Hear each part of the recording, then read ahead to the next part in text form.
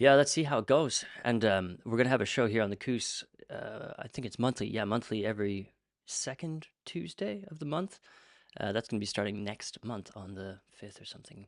It is. So we'll have lots of room to check how people are doing there and get updates from people who are, especially getting the funding. I think would be very good. Best of luck to all the recipients and to everybody who went for a rank. Good for you. Let's make the best for Polkadot and make this program awesome. Okay, let's move on now to some parachain refs. We have I think that's a failed spender there, but we have a discussion right now from Crane, minting outstanding growth allocation to fully dilute token supply on paper. This is for hydration. And he says, hey, everyone, wanted to open a discussion on minting the remaining growth token allocation for hydration. As it stands, this allocation would ultimately be minted and distributed via governance anyway. Any referenda to distribute would also need to mint the tokens first. By minting them now, the governance process would focus solely on distribution when the time comes, as the tokens would already exist. Maybe we have a comment on this from Ben or Limo, a little bit of context. What's going on here? Yeah, so as with any tokenomics, you have a distribution schedule where people check unlocks, etc. With hydration, basically everything that isn't already sort of minted is all in this massive treasury-owned growth pot. It's like 1.7 billion HDX, I think. So at the moment it's not minted, but if you look on like CoinGecko and you're sort of like a newcomer, often you'll see, oh, there's only 2/3 of the supply, the rest of it's coming to be unlocked, etc. So it just can put some people off. So this will literally just mint it into the treasury. Then we can turn off any sort of at the moment, collators are paid out of freshly minted HDX, but would just come from the treasury instead. So it will just mean that the 6.5 billion HDX are there. There's be a massive fucking treasury, and the DAO can just allocate them from there instead of just minting them and then allocating them. So it's kind of just like an accounting thing, but it will just mean that there's no more unlocks, so to speak. Any arguments against why this would be a good idea? No. Grifters will come in because we'll have a massive treasury maybe, but good luck getting past 12% turnout. Hell yeah, Lee. If you grift on hydration, I will personally put in a killer referendum and get everybody that I know to vote aye on it, so it like instantly passes and you lose your decision deposit. Don't grift. No, I heard you. I heard you're sitting on a fat stack just to kill refs. Is that true? I do have HDX unstaked to immediately kill grift refs. Damn. Watch out there. Yeah, Jose. Yeah, doesn't this dilute the whole operation a little bit? I don't know the mechanics, but if you're adding about 2/3 of the HDX coins, isn't that going to dilute the whole thing in a way? No, so you've got 3 elements to it, right? You've got circulating supply, you've got total supply, and then you've got max supply. So at the moment you've got probably 3 or so billion circulating. It's up to 4 point something if you include stuff that's currently locked and vesting, and then you've got another amount that just doesn't exist at the moment but is within that cap. So the supply of HDX is fixed. It's 6.5 billion. I mean, in reality, a substrate, right? Like we could mint 15 quintillion HDX if token holders decided they wanted to dilute themselves to oblivion, right? But this is just bringing it up to what's already in the tokenomics and approved. And you can see it on our docs. It's 6.5 billion, and we have this distribution curve, and like, oh yeah, over 10 years we'll use them. But in reality, when a growth initiative comes, like Polkadot Hydration, we mint them for each, wave. But otherwise, yeah, it's just sort of determined by token holders each time. So it doesn't really make sense to just have some amount that you got to keep track of when you can just mint it all and then never worry about it again and just take it from one treasury pot. So it hasn't been any change really. That was already set up from the beginning, right? There's no surprises really. So yeah. Correct. This is kind of interesting on Basilisk. There's this project called Exode. We've actually shown clips of these folks on the Coos from our travels to events. Sometimes they pop up, and it is a gaming blockchain that is on Kusama.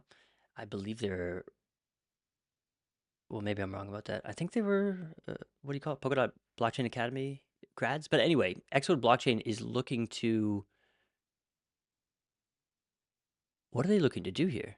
Open up an XCM channel? Go ahead, Ben.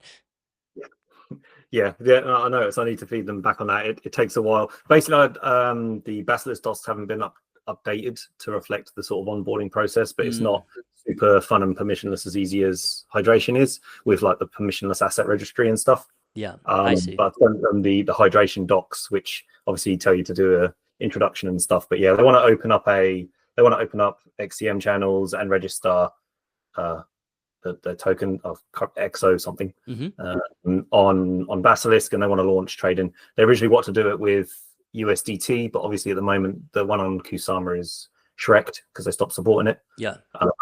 So I've suggested they go with KSM instead to start with. But yeah, they just want to. So that I'll say they should send a channel open request themselves first, because then Basilisk can just do accept, send, and register all in one ref. And then they can just accept it on their end, done. Yeah, no, nothing to do with that, Jose. Okay, but that's interesting. I mean, what's happening on Basilisk? Is there any activity on the dev side or the user side, or is it pretty much just hanging there? On the user side, no, not so much. That's just reflective of Kusama more broadly, I think. But yeah, on the dev side, it gets big runtime features before Hydration does. So async backing has been live on there for a little while now. It got the patch, before it'll have the full supply minted before. It tests all of the, oh shit, this could go really wrong stuff before Hydration does. But yeah, at the moment it doesn't have priority with Hydration. We're trying to ship so much stuff, so much cool stuff we want to do. Yeah.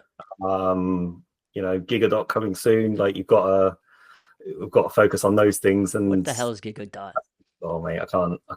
I've said too much. Okay, the other question I wanted to ask you is, what's this E mode button on the borrowing page? What does that do? So basically, certain assets which are like quite closely correlated, you can activate E mode, which basically gives you sort of more relaxed borrowing sort of levels. So like, for example, DOT and VDOT should be fairly closely correlated.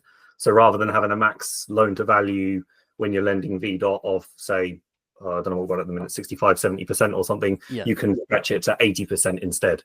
So when it comes to like VDOT looping, you can sort of stretch your borrowing a little bit more. So you'll have a lower health factor, but it's safer because generally, if DOT goes down 100%, okay, now I'll be nice, 99%, then VDOT should also go down 99%, right? So the assets that are correlated, you have this E mode. You can only borrow that asset that's correlated with that. So it's a bit limiting, but you just use another account for your other assets. But yeah, it just means that you can do some crazy stuff like the VDOT looping.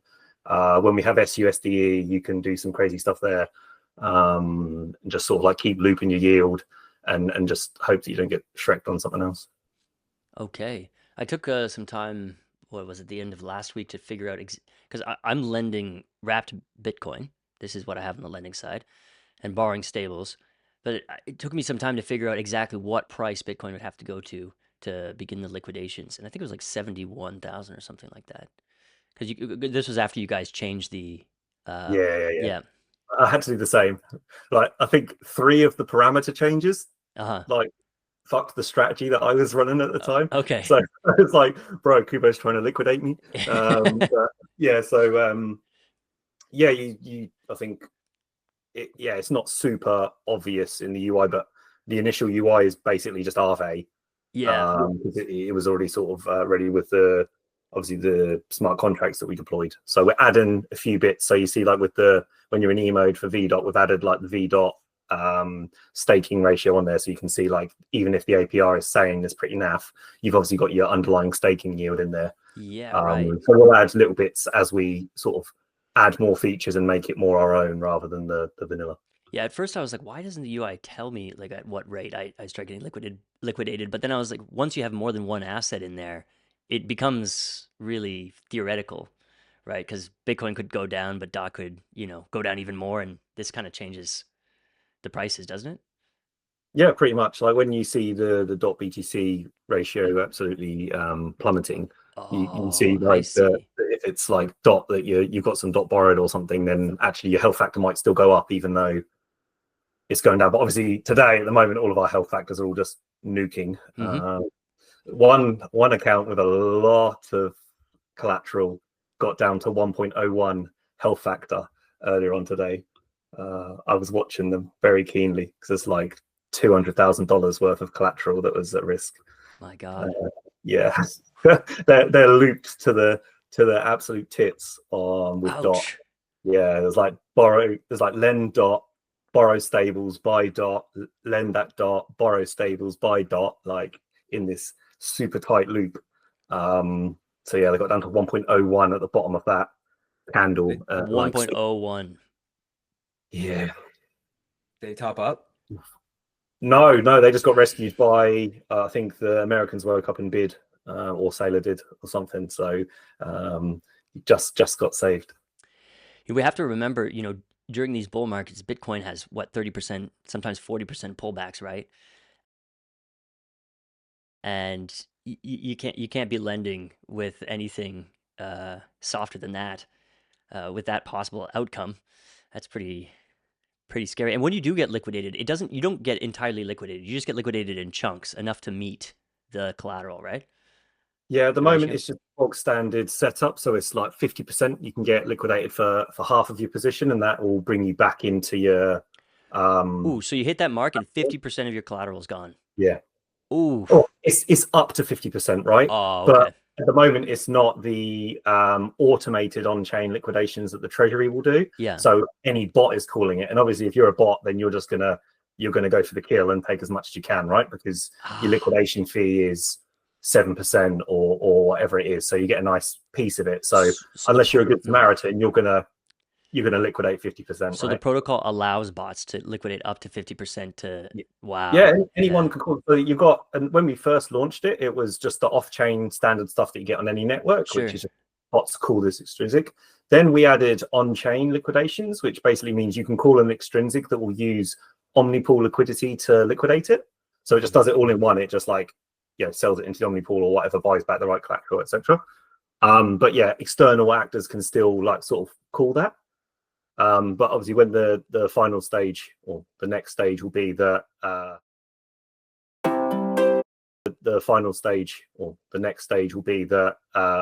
it's sort of like the collators, off-chain workers are calling that sort of automatically when they're building blocks.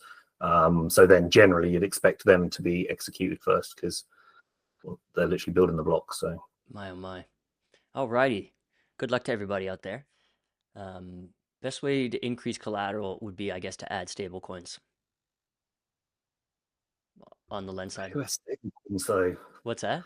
Who has stable coins though? Right. Who's a bull and has stable coins? Yeah. Okay. None of that was financial advice, but hopefully you could pick out something from there that could save your ass. Lee, do you have something to say?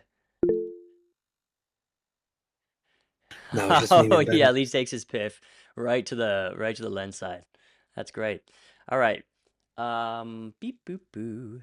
We're gonna move on to Moonbeam now, and I dropped a link to the forum in the chat here because I kind of want to figure this out. Directing 80% of PBR inflation to Treasury on Moonbeam. PBR is the parachain bond reserve, which is for some reason inflating, and now they're going to send 80% to the Treasury. Let's take a look here. We have Aaron from, I believe, the Moonbeam Foundation here, and they're redirecting, yeah, as I said, 80% of the parachain bond reserve. But what is the parachain bond reserve? Let's see if we can figure that out right now.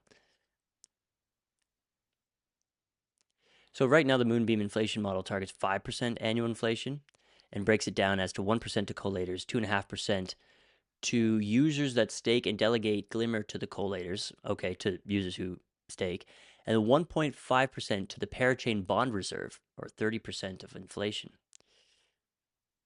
And now they're going to redirect 80% of that 30% of inflation to the Treasury. Is that what you're getting there, Lee? So there's like a link further down. So Parachain Bond Reserve, tokens for Parachain bond purposes, 30% of the approx 5% annual inflation, or 1.5% of the total supply, will automatically flow into this fund to be used for Parachain slot sustainability. So this was supposed to be tokens that they could use to do like a new crowd loan or something, but obviously now hopefully Moonbeam has got to purchase call time. Okay. All right. So in the old tokenomics, we were setting aside some glimmer for future crowd loans. But here, obviously, okay, got it.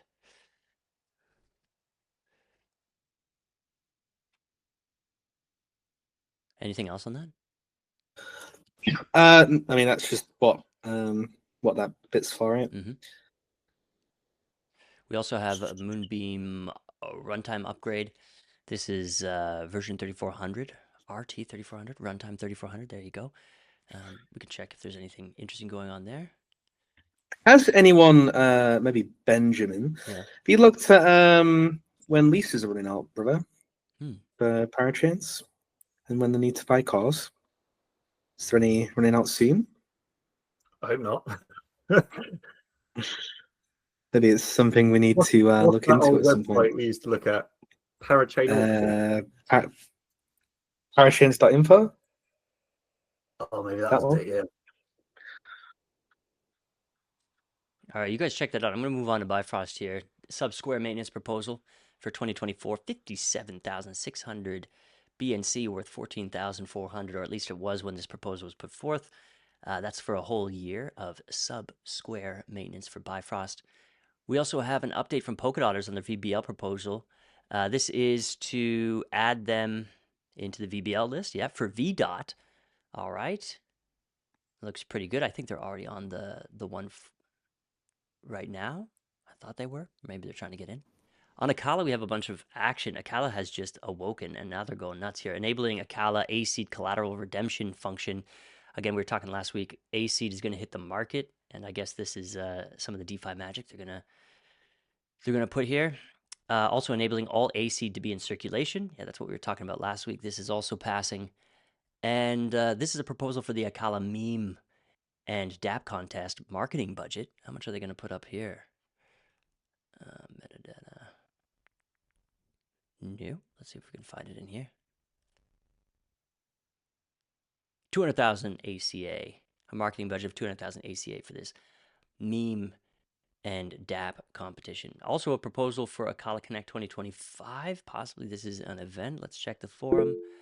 Aims to bring to fore the beautiful innovations of Acala Network in the African crypto market by offering a comprehensive introduction to Acala Network innovation and its role in Web3 blockchain. This gathering, it's an event, seeks to shift mindset and prepare attendees for future developments for Acala Network, finance, and decentralized apps. Supporting this event will be pivotal in reaching over 1,000 participants and educating them about the Acala Network project. Yes, Mr. Lima. There's something I was going to talk about, and I see it on this as well. Yeah. So I think it is maybe relevant on that XORD discussion on Basilisk. Lot of comments randomly that are in favor of opening a HRMP channel for some reason. Don't AstroTurf comments. It's so obvious when you do it, and I like the XORD guys. Just don't get your community to AstroTurf refs. It's really weird. This what are you talking about? On that Basilisk ref that we spoke about before. Okay. There's loads of comments that are really over the top, in favor. We see it on Polkadot refs sometimes. Oh yeah. This Acala Connect one has a similar thing where it's this will be great, right? All that kind of stuff. And maybe it's organic, right? But to go on to what I said before, if there's any standalone hydration events proposed through OpenGov, I am immediately going to cancel that referendum. I don't see the point in having a standalone event for a parachain. It should be a Polkadot event with parachains there, in my opinion. Well, we'll see who comes out on top 2025, Acala or hydration. Obviously, the competition's back, and we'll see how it goes. It is cool to see them ramping back up again. Wait, what do you think over there, Shorty? What do you don't think it's a threat? Really? Ben's Acala who? Oh. Did Anyway. they have Gigadot though? They don't. Well, this is the problem, right? Well, exactly. Okay, let's roll on. Final one that I found today on Linktree. There's a user lost. Their account was reaped for some reason. Vesting users staking 100% of the balance will trigger reaping. Okay. So there's this little UX snare where if you stake 100% of your balance, your account gets reaped, and I guess they are looking to change that so that doesn't happen because that is awful. That's the parachain refs for today. There's some action happening on Polkadot. It shows a little all over the map here. One thing, Limo, that I saw on your X account is that the curators of the, what is it? The Meetups bounty? The Meetups bounty. What the hell happened there? We'll go through it for the audience that might not know. Yep. So when you're a curator of a bounty, Mhm. when you initially get assigned, you have 90 days as the curator. And basically you're supposed to, at some point, extend it within those 90 days, right? So